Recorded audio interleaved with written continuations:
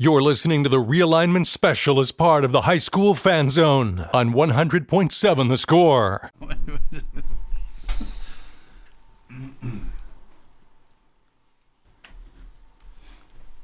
Welcome in. It's Wednesday night. It's the High School Fan Zone. This is a special High School Fan Zone. I was thinking on the way over here, I wish I had somebody who could do one of those voiceovers when it's a crossover on TV shows.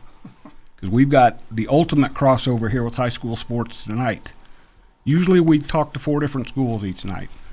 But this is a big week because UIL biennial, is that how we say it?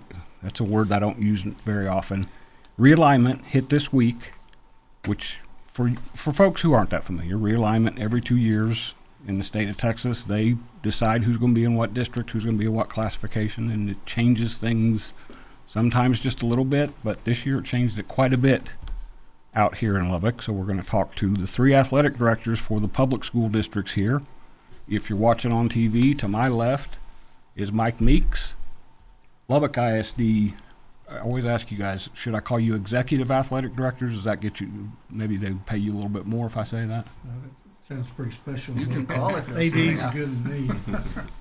Lubbock Cooper ISD executive athletic director Max Katttwinkel, and Friendship ISD executive athletic director Bryan Gerlich is to the far left. Guys, thanks for coming. When I texted y'all, I said this has got to be all or nothing, and I was thinking, I don't know if I can get all 3 of those guys in one place at one time, but I did, and I'm pretty impressed because y'all here. First of all, let me start with you, Mike. What's Monday like for you on realignment day for an athletic director? Well, for us, we show up out the region service center, make sure all our coaches are there, and heading into Monday, we kind of have an idea of what our schedules are. Coaches do a good job. They're responsible for networking, working with other coaches, setting their schedule up, and there's even this year, we didn't know for sure, but you have a Schedule A that you're trying to set up and a Schedule B that you're trying to set up. We've been talking about this for 6 months, and our coaches really have been working on this since year one, really, too, with developing those relationships to secure games. But, we try to help them along the way and just make sure they keep thinking about it, and ensuring what we have is, going into realignment. But are we looking at a 17 district? Are we looking at an 18 district? For us in Lubbock ISD, with Coronado moving down to D1, that changed the landscape of scheduling for our schools, and especially scheduling each other. And so we're trying to ensure that our schedules stay intact. And then as soon as 9 o'clock hits on Monday morning, we're checking the boxes. Are we good? Are we good? Are we good? If we have any hot spots, then as you've seen through social media and seen video of coaches on the phone and talking to different people at different sites, and just trying it's like to the stock exchange. Yeah. When you say it's like the bell goes off. For us in Lubbock ISD, it's a little bit different when you with Bryan and Max. It takes us a while because we have multiple schools in one school district. We share one stadium. It's usually not till April 1st before we actually release our schedule, before we can settle on all the home and aways, and especially the Thursday nights and Friday nights. So that's what I'm working on right now is the Thursday night and Friday nights and the non-district home and away schedules. I'm going to skip over you for a second, Max, because you went through what Bryan has dealt with here. You said you've been working on 6 months. Bryan, it's probably been a little bit longer for you, adding Memorial and kind of wondering how that's going to shake out with a new school. Yeah, that's been our biggest challenge. Is now, for the first time we were dealing with 2 football teams playing at People's Bank Stadium, and historically we could always just set a schedule and didn't have to worry about who's at home, who's away. That's because it was one school. So that was different for us a little bit. And just like Mike said, we're still working through a little bit of the home and away stuff with some of our non-district opponents. But for us on realignment day, I got to admit, once I knew we were in an 8-team district, I was ecstatic. And I said, okay, we've got that figured out already. Because historically for Friendship, we were always in that 6A run.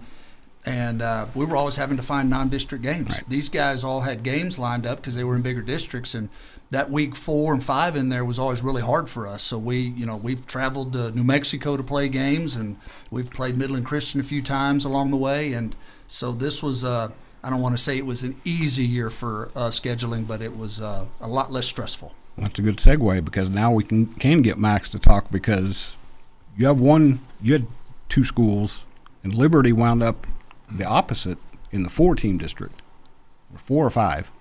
They're a 5-team. 5-team. So a little bit different with them now, because you got those 4 district games. Now I guess they've been in that the last few years. That's a little bit different than scrambling to find somebody to play. You guys are with Liberty, especially with the season they're coming off of. That was probably a little bit more of a challenge. It is the week 6, and Mike deals with it with Estacado. Yeah. They're in that same district, and the week 6 is the really tough one because everybody's in district, or it seems like it. So you got to get real creative, and he was looking at because the 6As were all looking for us week 6, and Yep. it gets kind of tricky there when you do that. So, but alignment day is pretty easy. You just kind of see your work unfold in front of you, and both of these guys do a lot of prep work, and you try to anticipate and draw for your district number, not seating, but number, and match up what you anticipate to schedule, and hope that turns out to be what the UIL gives us. And they do a lot of prep work on that, and so alignment day, it's confusing, but you just sit back and watch it unfold. I will say, Mike deals with a different perspective than we do. He deals with 3 football districts. He's got a 4A D2, a 5A D1, and a 5A D2. Yeah, he's got to wear a lot of different hats. You guys have all spoken about football, and we're going to focus on football a little bit more. But I'm going to guess that you all have had to. I think I said this to Bryan. You probably all had to play Dr. Phil a little bit with the coaches of all the other sports, because there's that 10-team district. Every time I talk to one of the coaches in basketball and volleyball, the first thing they say is, 10-team district. It is what it is. We can talk about how it could have. I don't know that it could have been any different, but that's where we are with that. So we're coming up on a break. Like I mentioned, this is the realignment special show. We're not going to talk to any of the 4 teams that we normally talk to. We love them. We'll get them back next Wednesday. We're going to talk just kind of what's going on with realignment for all 8 public schools. Am I right? 8, 4, 2, 2. Yep. I have to always think about it for a second. We'll be back after this break on the High School Fan Zone on 100.7 The Score. You're listening to the Realignment Special as part of the High School Fan Zone on 100.7 The Score. Welcome back into the High School Fan Zone. This is the Realignment Special, which I guess we only do once every 2 years. Well, it's the first time we've done it. We'll have to do it 2 years from now. Like I said, this is the equivalent of the crossover shows on. I'm a big fan of the Chicago shows on NBC. I don't know if I'm supposed to say NBC. Whenever they do the crossovers, I'm more intrigued than ever. So hopefully we've got people's attention here. Let me run through these lists real quick of who's where. We're focused on football, and I told these guys in the break here, football will be the focus here for a minute. Then we're going to switch gears, because there's maybe a hotter button topic out there with more of their coaches, it's fair to say. In 5A Division 1, District 2 5A Division 1 is going to be Friendship, Memorial, Lubbock High, Monterey, Abilene High, Amarillo High, Caprock, and Tascosa. I get everybody? That's the... I was worried about that when I was typing this in the other day. Division 2, which, again, if you're not familiar with it in the playoffs in football, well, in all sports, but in football in particular, you go big school, small school. They divide it up beforehand in football. 5A Division 2 is Coronado. First time in Division 2. Lubbock High was there a few years ago. Is this the first time Coronado's? Yes, first time Coronado's been Okay. Division 2 in 5A. There was a few years back, 10 or 12 years ago, there was Yeah, 6A. they went the other direction. 4 years in a row in 6A. Okay. Coronado, Lubbock, Cooper, which Max, they went up to Division 1 for one cycle, and they're back in Division 2. Abilene, Cooper, Abilene, Wiley, Palo Duro, which is also Amarillo, Wichita Falls Legacy, and Wichita Falls Memorial. And there was a little bit of wiggling around there. One of the Wichita Falls schools initially was going to be 4A. Well, when the cutoff numbers initially came out, they had one D1 school and one D2 Right. school. Yep. And how I don't really know a whole story about how they settled on getting two D2 schools, Yeah. but when it all leveled out, they ended up with D2 numbers. Now, I mentioned this when I wrote something beforehand. The UIL likes to keep LIST teams together if they're the same classification. So they weren't going to, we'll talk about that more with the 10-team district. They weren't going to break up Coronado and Monterey and send them different directions. They're not going to send the two friendships different directions. Is that work? Now, you for background, Bryan, you came from, which district was it you worked for in the Metroplex? Grapevine, Colleyville, ISD. Which, those are two different sizes. They were. When I first took over, Colleyville was a 6A school, and Grapevine was 5A. And then Colleyville dropped down to the 5A level, but one of them was D1 and one was D2. So, but they were, for the most part, we were always in the same district as a whole. And in the Metroplex, it's just a little bit different too, because your Yes. travel looks different, and they try that you don't have to worry as much about some of that stuff. Whereas out here, where you get stuck can make a big difference on where you're traveling to and the teams you're playing all the time. We'll come back to this. You're gonna be managing a new rivalry starting next year with those. It'll be a little bit of a rivalry, yeah. Max hasn't had to deal with that a whole. Have Lubbock, Cooper, and Liberty played in anything? Volleyball. Volleyball, official game, or was it? No, they played at the Friendship Tournament. In fact, I believe. I think it was. Yes. Yeah, I think it was in the tournament. Yeah. So- We try to keep them away from each other. For now, it's like having your own kids. At some point, you got to put them together. It's like when you get chicken pox. May as well get it over with.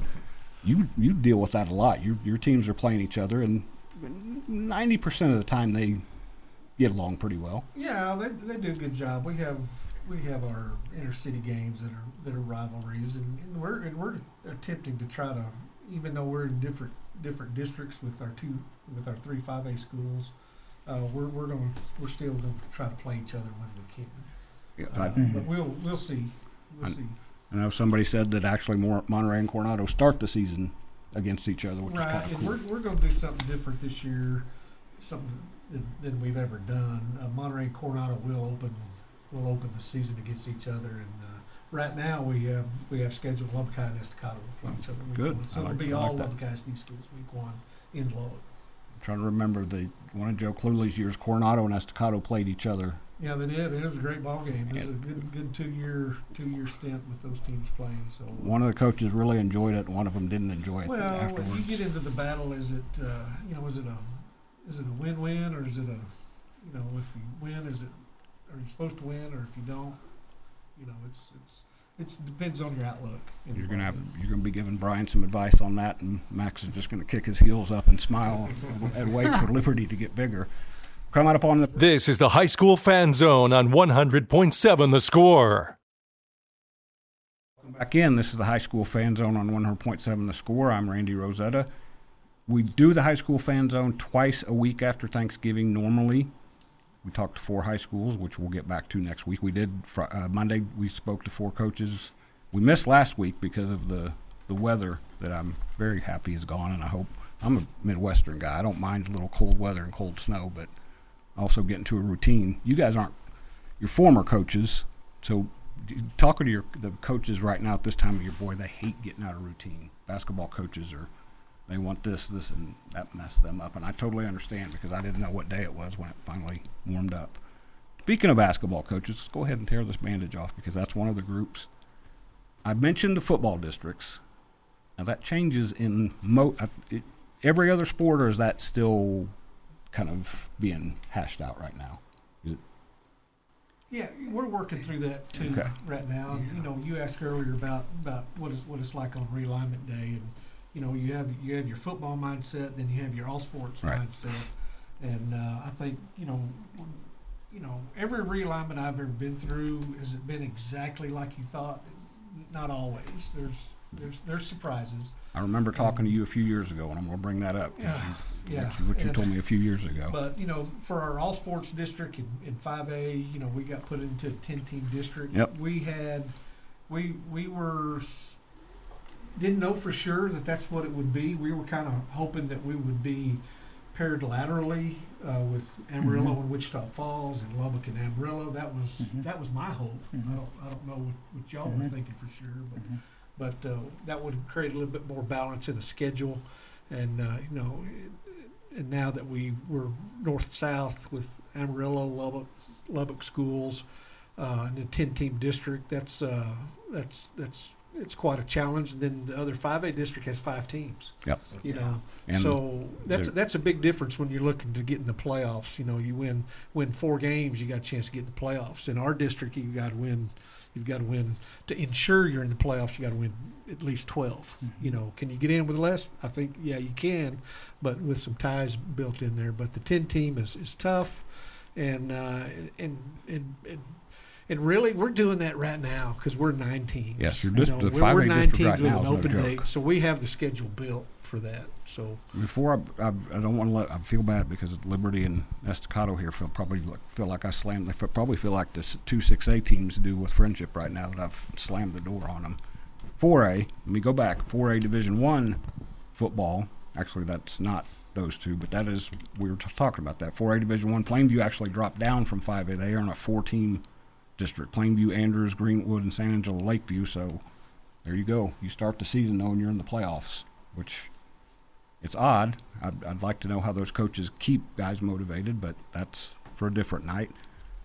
4A Division II, which I think is got the potential to be very entertaining. It hasn't been great other than Liberty and Estacado, but maybe that'll start to change. That is Estacado, Liberty, Levelland, Borger, and Perryton. So they've got a few road trips. Bryan, you've probably been up to Borger and Perryton a few times when you were coaching at Hereford. Yeah, those are some fun trips. Max, I think you retired before you guys had to keep going up there, or did you take Lubbock Cooper up there when you were the football coach? No, that was Coach Wyndham's days when we were in that district, and we had moved up already when we skipped from 3A to 5A. So we'll get. That's a wise man when you can avoid those road trips. And I say that you coached in El Paso where you didn't have to leave often, but when you did, those road trips those put hair on your chest.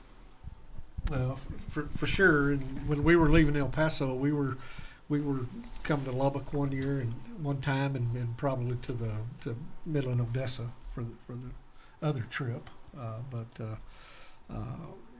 You run out of people to play, non-district, and you got to find games where you can.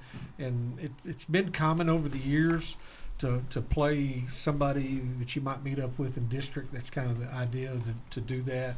But with travel and as much as we're focused on safety and travel, you go to El Paso.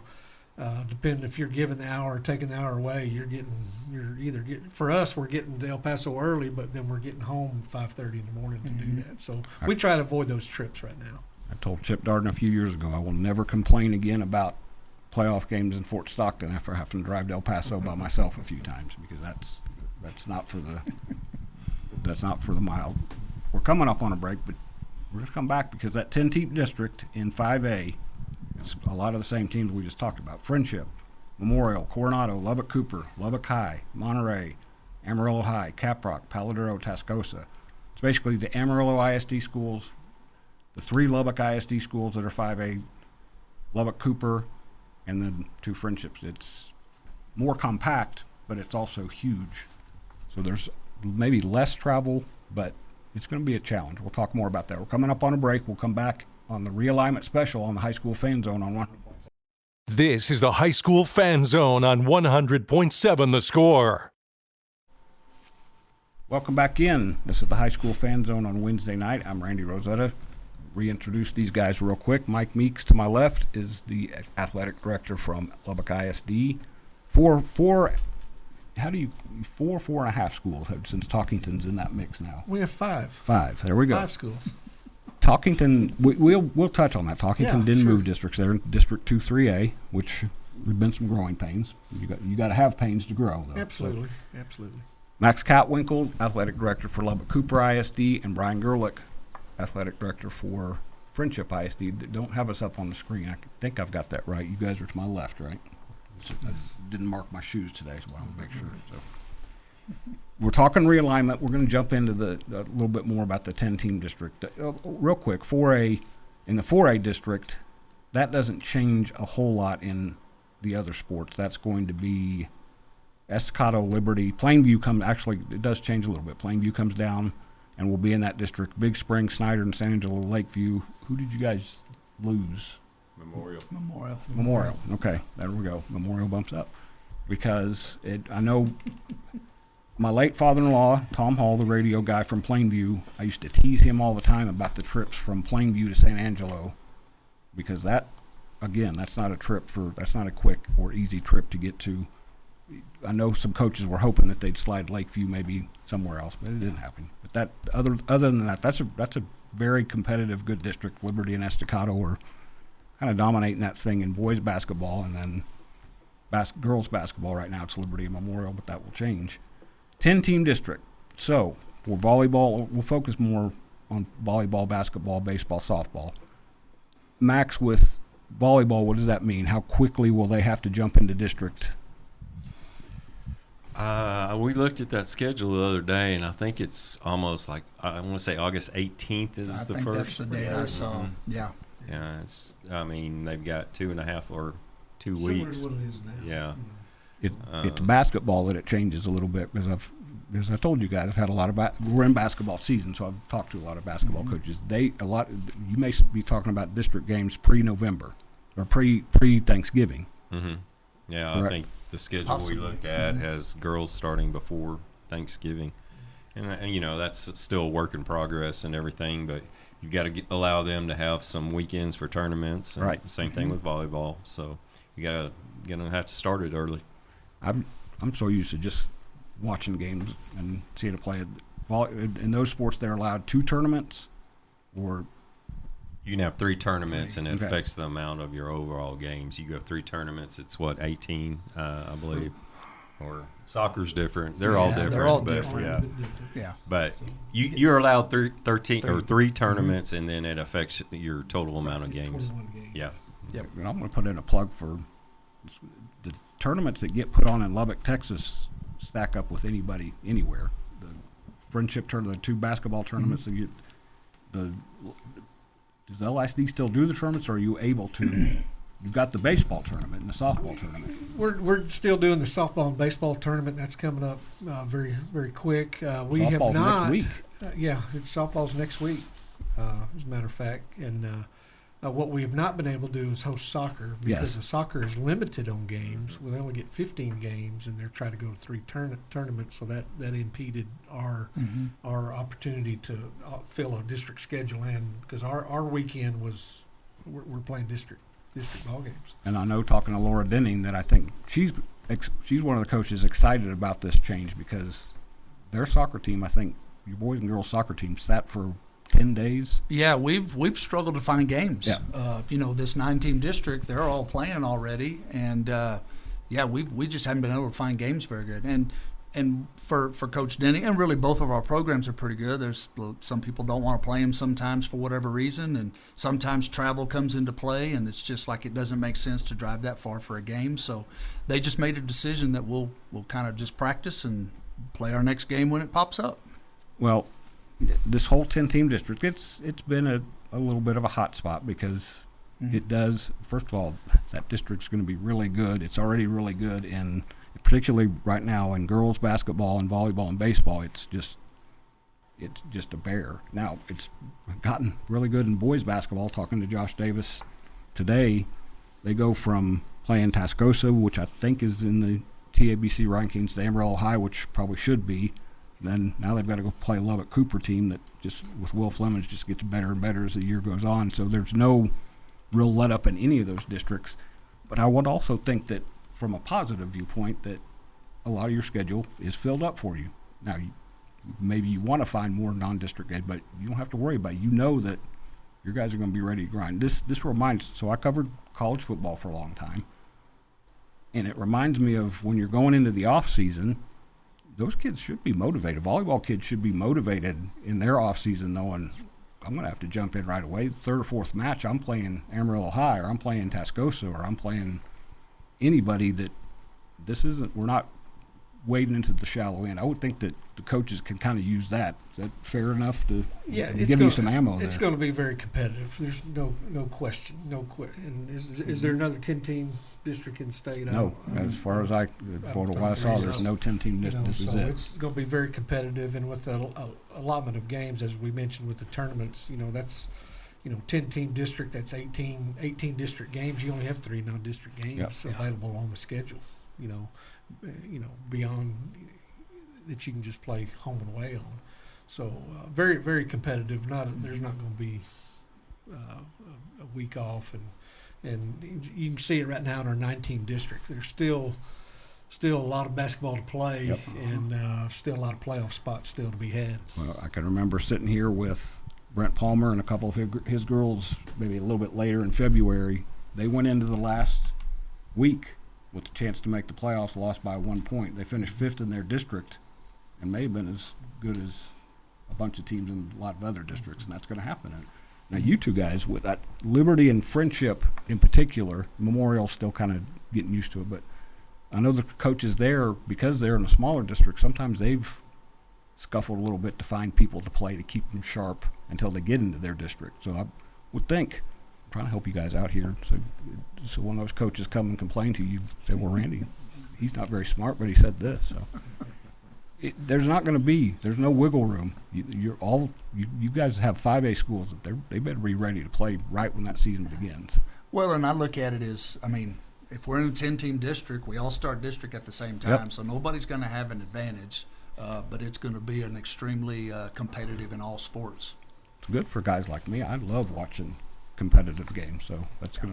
I don't know if the coaches will stop talking to me or not. We'll see. Coming up on another break. Breaking down Lubbock area high school sports like only we can. This is the High School Fan Zone on 100.7 The Score.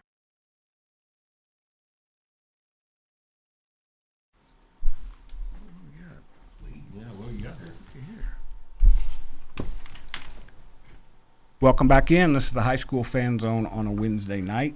Normally we talk to 4 schools, and on Wednesday night, I was test by memory here. I want to make sure. Wednesday night it is usually Lubbock High, Coronado, Friendship, and Lubbock Cooper. Monday nights we talk to Estacado, Monterey, Memorial, and Liberty. That first group gets the week off. They've had 2 weeks off because we're talking UIL realignment, which got here officially on Monday, but Mike Meeks kind of mentioned this. There weren't any huge shocks in terms of Memorial. We knew Jason Richards, I don't know if I don't want to get him in trouble, but the first time I went out and talked to him in August, one of his first practices, he said, I got to get these guys ready to play 5A football. And I guess I didn't think about it, but it made sense. So it was pretty obvious that that's where Memorial was headed. I think Liberty still surprised me that they didn't grow a little bit, and that may be a different topic for a different day. You knew your 3 schools were going to be 5A, that Estacado was going to be 4A, and don't want to leave them out. Talkington was going to stay 3A. That part wasn't the shock. It was are they going to do a 10-team district? Are they going to try to cross over? You talked about it. Some of the things I saw were a couple of places. I saw that the possibility of taking Friendship and Memorial and sticking them over with Wichita Falls and Abilene, which is weird because then you're driving past schools in your own town to get to a district game. Bryan, had you heard any rumblings about that? Those were all false. We didn't want none of that. No, I hadn't heard that one, but yeah, obviously. Because that's what I said. They they didn't want to break up any LISD school. Right. But I hadn't heard that scenario, and I'm glad I didn't hear that scenario because that wouldn't have been good for us. Which goes back to what I mentioned before. When Mike and I sat down a few years ago, there were these rumblings that the LISD schools might get thrown into with El Paso schools. Oh yeah, that was a real deal. Yes, and I remember asking you, Mike, do you? And I'll ask all 3 of you, do you?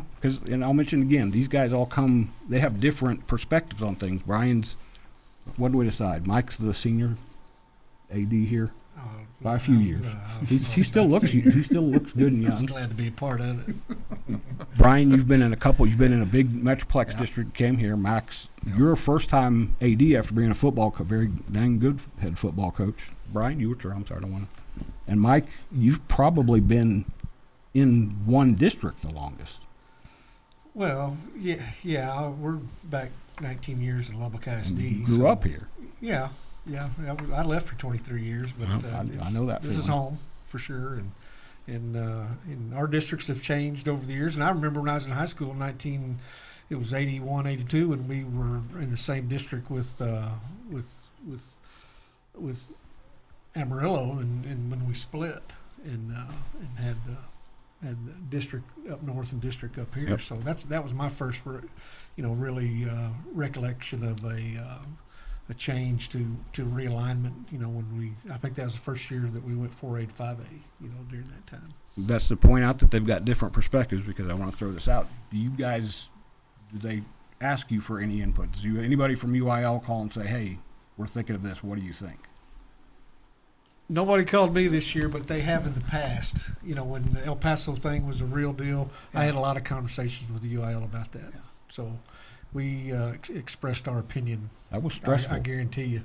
That's maybe you're pretty unflappable, and I remember sitting there and walking out thinking, man, he's worried about this, because that is, you talk about travel. When we're going to talk about the travel thing, that's a whole different animal there. Yeah. Max, did anybody call you and? Does the IRS ever call you about your taxes? Well, that's a good point. Want your input on it? No, Now, I'm just for kidding. both you guys though, when you're going through when Liberty opened and you're going through you're the one who introduced me to the magic formula thing a few years ago. Yeah. That Brian was talking about. Did they talk to you guys about that at all? That we did. Ray Zepeda called me and just said, hey, just wanted to make sure, is this number accurate, and did we follow the formula and everything? And yeah. So we did get contacted, but I didn't get any input about where we were going. But we just wanted to make sure we submitted all of our numbers correctly. I've heard they, like in Mike's case with what he's talking about, that they do call for input, but usually that means something extreme Like is El Paso. going on. Yeah, They've done and a so good job with that. yeah. But when they kind of have their formula and their mindset, you're not going to get a call from them. 'Cause I didn't have to bother you so much about the first few years I had the website, because it was just Lubbock Cooper. Didn't have to bother you. With Mike having 4, we talked a few times, and I remember one other thing he said is, there's no I can't remember exactly what he said. It doesn't make any sense to try to guess what the UIL is going to do, because they're going to do what they're going to do. Mm-hmm. And that's a little bit of what happened with this one. But like I said, there was non-surprise element, maybe a little bit of, and a lot of your coaches from all 3 school districts texted me earlier this week, say a prayer for us. So my prayers did not work for them. We'll come back after this break in the High School Fan Zone on the realignment special. This is the High School Fan Zone on 100.7 The Score. Welcome back in. We have one more segment. I think it's one more segment. Joe Sexton and I used to try to stop the show before we were supposed to, and then we'd get in trouble with the producer, so we'll try not to do that. Of the High School Fan Zone realignment special, I think we're here at the finish line pretty quick. Just for all 3 of you guys, I mentioned you can't expect it, you can't predict, but did anything really surprise you? Start with you, Brian. Anything that shook out Monday when it became official? Anything that really surprised you? No, I mean, nothing that was a surprise. We were just excited because now we've got both of our schools in the same district. We're out of that 6A travel deal that we've been involved in for several years now. So, no, I don't think anything surprised us. We, of course, the whole thing was, is Abilene going to be with us? Are they not going to be with us? And once they were, it was good news for us. The good news is when you're dealing with Abilene, it's Jim and Lou still, and plus Shotwell Stadium is. You guys all have really great football stadiums, and Shotwell is right there with you now. I'm really impressed with what they've done with it. What about you, Max? Anything that jolted you when everything shook out?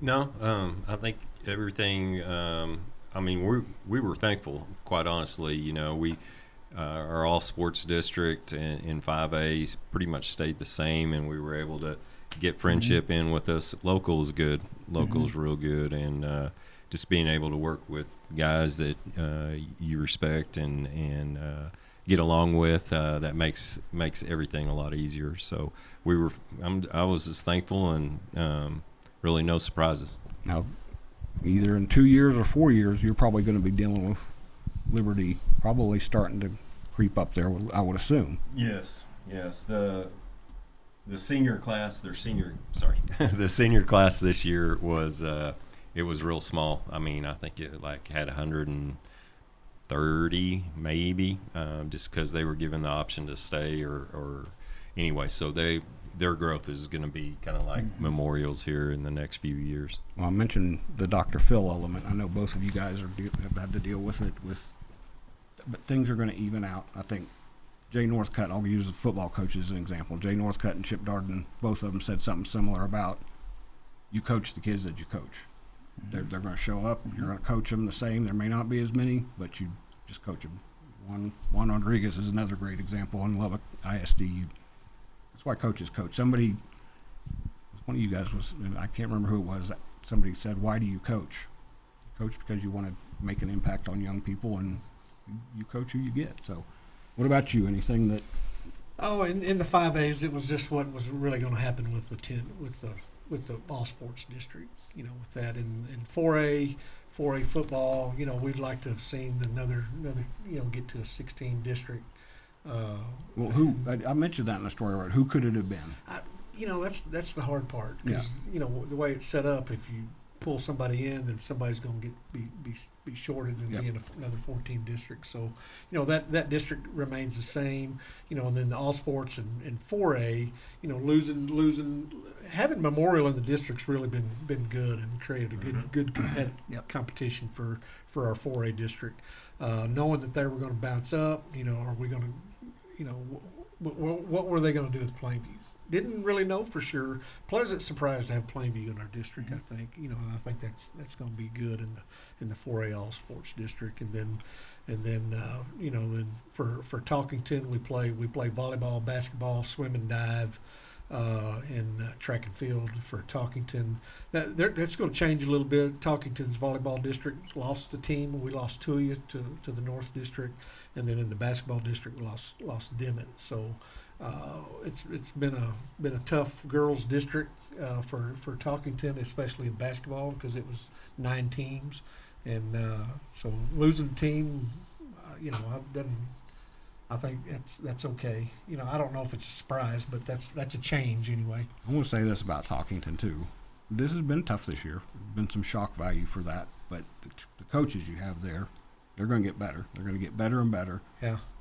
Tanner Pylant. Very pleased with who we have over there, and it's just the bonus right now is aquatics. We qualified our first state competitor, headed to the 1 meter diving next week, which is a whole different topic. Bryan, we can talk about this some other time. Friendship and Memorial don't have swimming. Right now. No, we do not right now. There hasn't been a lot of discussion in that regard. When they added a sport a few years ago, wrestling was added at Friendship. And gotten very good at it very quick, as has Lubbock, Cooper, and Liberty.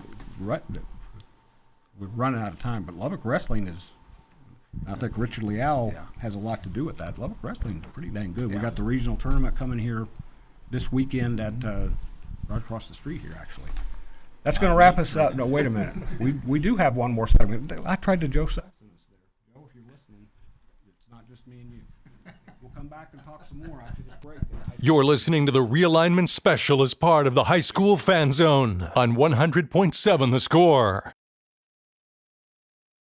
Welcome back in. I'm glad we have one more segment, because I felt like we'd still left some stuff on the table, because we've talked about it in between here.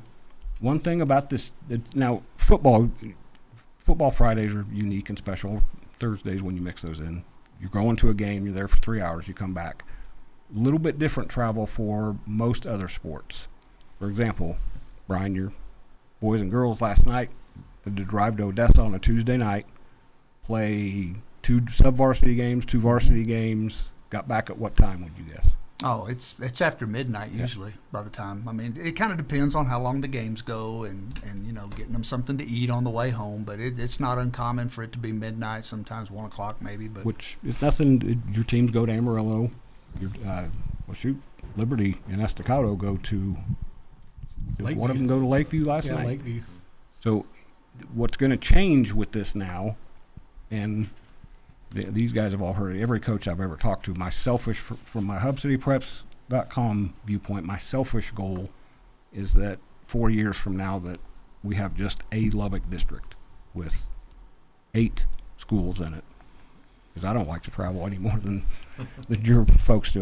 My wife knows when I've had to travel a little bit because I'm cranky. So the travel is going to be better. You're still going to have trips to Amarillo. You're still going to have a trip or two to Abilene. But how nice is it to know that everything's a little bit more compact? Well, that's exciting, and that benefits a lot of areas, But I think for the most of us, being West Texas guys, a 2-hour trip is a 2-hour trip. Right. That's nothing. And talking to some guys, about Monday's realignment, with the meetings in the Metroplex, some of the coaches were a little disgruntled because they had a 45-minute road trip, to schedule games. For us one day in Lubbock County, with our schools all being the same district, there's absolutely scheduling is good, travel is good, and an athletic administration where we are and trying to do our part with managing the budget and where our schools have been with deficit budgets, and we're trying to find ways. I know I've had conversations with my CFO. I said, hey, if you'll give us a few years, we got a chance to help you with the transportation costs. Yeah. So there's benefits to that for sure. Yep. And that's going to create excitement in our community as well to play these boundary rivalry games amongst our schools. Because some of the probably the best football games I've seen in 7 years with the website have been Lubbock Cooper and Friendship. Just every year there's something drama. Now, when Seth Parr was here, the Coronado Lubbock Cooper games, the Coronado Friendship games, when those two got it started back up. So yeah, that's to me is the fabulous part. Is you're going to have Monterey playing at Friendship, you're going to have Lubbock Cooper playing. You guys play everybody anyway, but eventually, again, my selfish dream, when you get Liberty playing some of those teams, when Memorial jumps in right away, that's going to, not just football though, that's going to help everything. The Estacado, we were talking between breaks, that Estacado Liberty environment for both games, both boys basketball games, is as electric an environment as anything I've covered since I've been back in London. Yeah, you get a gym packed full of spirited fans. It's every possession's exciting, and when you have that fan engagement, that just that helps with what we're after with community-based athletics and trying to create excitement and local excitement, and we've got great teams, and those Liberty and Estacado can certainly put on a show. I should say that it takes me back not very far to some of the Lubbock Cooper Monterey girls games, back when those two were going at it. With Friendship, just anybody who shows up to play Friendship didn't like Friendship through the years. So the out-of-town teams in particular. You just touched on something, Mike, too, and this is kind of directed towards you, Bryan. I just called them up here. You guys have been Friendship before Memorial Open. Friendship was competitive and everything, really good. Won district championships. Could stand up with anybody out here, and they'd get to the second or third round of the playoffs, and they're playing. I'm looking right here. I'm trying to remember if you guys ever wound up playing Allen in anything in a playoff situation. But I'll use Permian as an example. Permian, in the same district, is 5th biggest high school in the state of Texas with 4,500 students. Friendship until Memorial Open was what, 2,300? Well, we were actually probably a little bit closer to about 2,700 most of the time. So, in but there. still not Yeah, half. still, no, about half. And there's something to be said. Not only are you playing teams that have more athletes, you've been a Metroplex coach and AD. It's a little bit different world out there because those coaches, and I'm not trying to impugn any coaches. Kids there usually play one sport, and they specialize in think I've told a lot of people this. One reason I love covering high school sports out here is because kids don't. They play all kinds of different sports, and to me, that's what's good. Well, you hit on it. We've had some success at Friendship in a lot of sports, and for the last couple of years, we'd run into South Lake Carroll in that second round, and that's just a unique program over there because year in and year out, they continue to have kids, and everybody just thinks it's because they got more kids than everybody else, but they really don't. And so those games were always challenging for us, and our basketball teams last year that both played in the regional finals. We lost to a really good Denton Geyer group, and then our girls lost to Boswell, the eventual state champions. But now we've split our lower level kids now a little bit, and we've got Memorial opening up now. But I'm like Mike. I think I want to go back to just having more local games. It's just going to create more fan excitement. More students will get to be able to come to games now. It's hard for our kids to hump in a car and go down to Central for a football game. So we'd have very few kids down there, or even Midland and Odessa at times. So having these local games, I think, is really going to increase the student engagement during these games. You talked about your two teams, and these guys have had teams that proves it can be done. Monterey girls won a state championship. Estacado boys went to the state semifinals and ran into a semi-pro team in Dallas Kimball. Lubbock Cooper broke through in football, got to the state semifinals 3 years with Chip. And your last year, you guys were 12 or 13-0. We finished 13-1. And your girls basketball team, state semifinals twice. Your baseball team, it's not like it can't be done out here in Lubbock, Texas.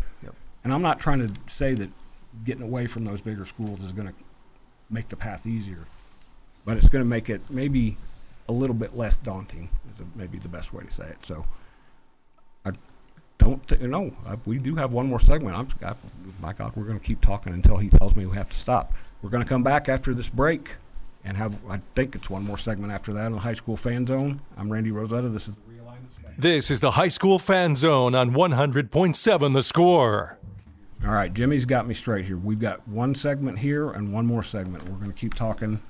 They're going to have to pull the plug on me. But I think I met Mike when I was younger. I met Max when I was a lot younger. You couldn't get me to talk for more than 5 or 10 minutes before, so it's my wife's and radio's fault that I talked this long. So, and Bryan just said, I think I've told you this, my wife is on the same personality scale as Krista Gerlich. So. Okay. I was just a quiet slug, and all of a sudden, in fact, the great Lewis Kelly used to tease me about Jenny. He'd see me talking to her, and he knew I was awkward, and he'd give me grief about it.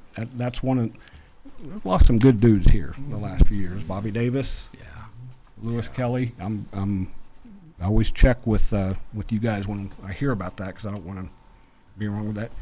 And since we were talking about that, I'm going to say, but what a great legacy that Anthony Peppers left at Lubbock High, in LISD, and just Lubbock in general. I'll pull the curtain back here a little bit. I've got a senior at Lubbock High, so I'm very awkward. I'm still awkward with this. I went out and went on the field for senior night. The ovation Anthony Peppers got that night because they introduced him told me all I need. Trying not to choke up. That just getting to know him the little bit I did, Mike, that guy made an incredible impression on folks. That was absolutely a special night, Randy. Anthony Peppers, the mark that he made at Lubbock High, when somebody's one place for 40 years. And, at his funeral, what took me back when Shelley Macias, our director of sports medicine, spoke, and she asked for anybody that's worked under Anthony Peppers as a student trainer in his 40-year tenure. There were obviously I didn't count them in that fast, but I promise you there were 125 kids there in support of Anthony.